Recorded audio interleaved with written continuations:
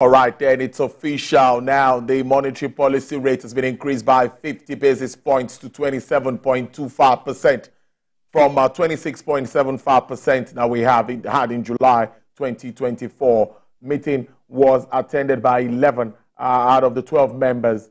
CRR, cash reserve ratio, deposit money banks, is now 50% from 45%. I have a development economist, Professor Ken Ife, who is a global economic consultant, entrepreneur, keynote speaker, whom with over 30 years, has about 40, in over 40 countries, he has delivered strategic programs, speeches in engineering, technical services, enterprise development, and public policy. Prof, thank you so much for staying with us. You've heard it. You told us to manage our expectations. And yes, I see the smile on your face. And finally, the CBN governor has come to say, this rate again, we are shifting it up. How does it come to you? What do you make of all that the CBN governor has been talking about? Several interviews I gave last week, I told them that it's unreasonable to expect rates.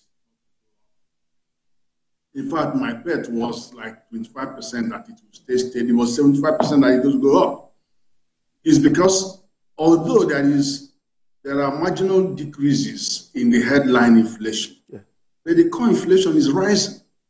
And many of the other parameters are also rising. If you look at it, you see that the energy prices are rising. The petrol has gone up from 600 something, 800 and something, even 900 now. You look at other things like money supply, you could see that how can money supply be growing at about 12% when the real GDP is 1-2%? You know what it is? Remember, the fundamental thing about inflation is this. Inflation is the greatest single parameter that drives hundreds of millions of people into abject poverty, the biggest item. And that's why it is given as a sole assignment to central bank to go and deal with. Inflation destroys people's standard of living. Any amount of money you pay them, it will not buy them anything. So that's why they have to go all out of their way to fight this inflation. And some of these other parameters haven't actually come down as much. Even the drop of 2% you are seeing on food is also going to be sucked away by the flood that is coming, that has come. Look at what's going on in Maiduguri and Borno State and all the other states. And then there are also 1 month no rain in the southwest and southeast in August. So all of them are affected. More things are coming. So, and then of course there is a reduction in duty, even removal of duty on certain food items to be imported. On one hand, those imported food items might removal of that subsidy may not fully, removal of that duty may not fully be transferred to the buyer, but at least some of it might. They look against the fact that they are going to use Forex to buy this. So that Forex demand will go up. And Forex going up is not only food that Forex is buying, Forex is also buying capital goods and other things, non-food items. And if you look at core inflation, the core inflation is rising because there is a component of core inflation which is called imported processed food. That is in core inflation as well as in food inflation.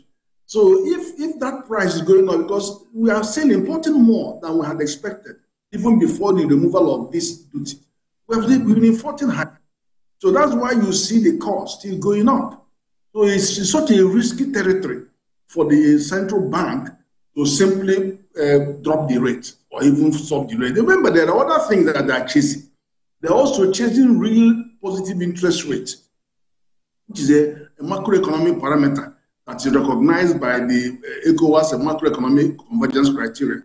And so when you have a negative real interest rate, which is inflation being in 20, whatever it is, where it is now, something, and then the 11% difference between where the MPR rate is and where the inflation is negative real interest rate. So as you are upping it, hopefully the rate will be, the inflation will be coming down to a comfort zone where the PMPC can say, okay, let's hold it now, and then let's now start driving it down. But one good thing that is helping is some of the other measures that central bank has put in place. For example, even though the dollar naira rate has gone up to 1,500 to 1,600, but it has closed the spread. The spread is the biggest threat because that is what helps speculators. That is what helps arbitrage. And when you have closed that, then people are more likely to now, okay, why don't we go, we can buy from bank or buy from, so they will bring more money in. But also when the rate is going up, it's encouraging foreign portfolio investment to come in, even though we know that they cancel out in the end of the day. But when foreign investors come in, foreign portfolio investors come in, they can buy for 3 months or for 6 months. And if they see unsteady movement of the exchange rate, they take their money out. But now that you have a steady closed arbitrage opportunity and they close their spread, then they can allow their money to stay, extend it from 6 months to 1 year, extend it for, so that will be a big gain to foreign liquidity. But one thing that the president actually said, the governor actually pointed out, is the correlation between fact releases and spurious demand for forex. So that is feeding the dollarization of our economy. And we don't know what to do about that. But it won't tell government not to release FAC anymore, or it won't send the EFCC to follow them when they release FAC. But anyway, it's one of the things that we have to, it's not Uhuru yet. So I still don't even expect that in the next one that they are going to reduce it, because next one will be the cyclical peak of inflation, because that is when you have the ember months kicking in, Christmas, and then you also have the dry season coming in. So inflation tends to be at its normal highest in the cycle in December. So why would it? It's going to be difficult. The best they will do in that next one is to hold, but very, very unlikely, because there are so many hostages to this small drop in inflation. Which is very important. We've been worried so much about that disparity, and now we think that the policy of the central bank is helping to drive this aggressively. But let's look at the support expected from the fiscal side. The central bank is also saying that they are getting that support from the fiscal side. Look at what's happening with regards to taxes and all those work that is going on. How do you see this complementing the Apex Bank's efforts aimed at reining on inflation?